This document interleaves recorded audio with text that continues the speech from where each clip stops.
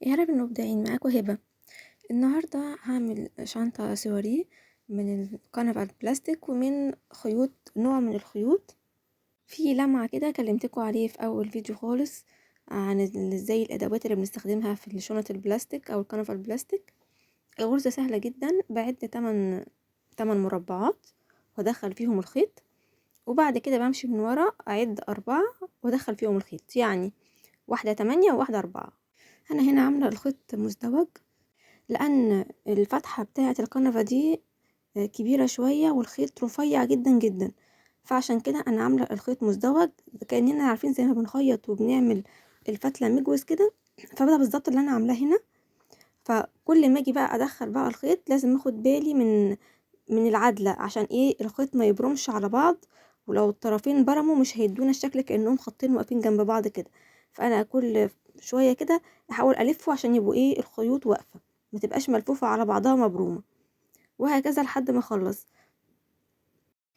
ولما الخيط بيخلص مني بعمل حسابي ان اسيب فتلة خيط طويلة شوية من ورا عشان الخيط ما يكرش ويخرج من مربع تاني. في الاخر يا اما بلزقه بالشمع يا اما بحاول مش هعمل عقد، يعني حاجة بسيطة قوي ما تكونش باينة، بس ايه اقدر ادككه جوه الشنطة من ورا واعمله بالشمع. ده هوريهولكوا بعد كده.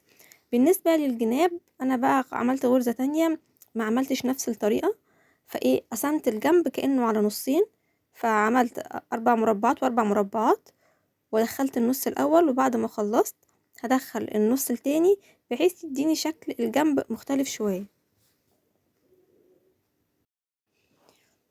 هوريكم الناحية التانية اللي انا خلصتها شكلها بيبقى عامل ازاي، وهكمل التانية زيها بالظبط، وبعد كده هنبتدي نقفل الشنطة. بس قبل ما نقفلها لازم نعمل البطانة.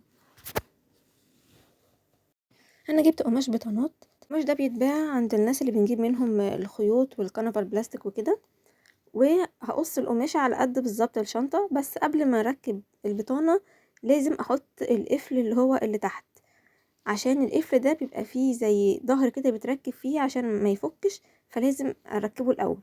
وكمان ركبت الهوك اللي هعلق فيه السلسلة من الناحيتين، وخيطت البطانة بغرزة مخفية.